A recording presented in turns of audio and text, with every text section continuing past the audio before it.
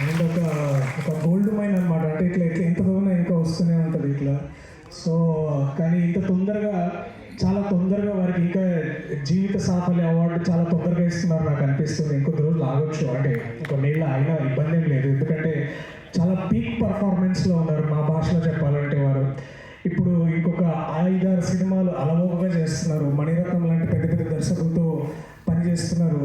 అంటే మేము ఇంకా కళలు కంటున్నాం అలాంటి వ్యక్తులతో పనిచేయాలని. మీరు ఇట్లా ఏమని ఏంటి సంగతి ఏం రద్దు వాళ్ళ అని అంత ఫ్రీగా ఎన్ని భాషల్లోకైనా వెళ్ళేసి వారి ప్రావీణ్యాన్ని, వారి గొప్పతనాన్ని, తెలుగు భాషని, తెలుగు చలనచిత్రాలను ఒక కొత్త స్థాయికి, కొత్త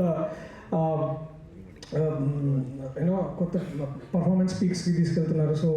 సో నేను ఇంత అంత చెప్పేంత అర్హులు కూడా కాదు, అంత విద్వత్తు కూడా లేదు నాకు. బట్ వారి స్టేజ్ అంటే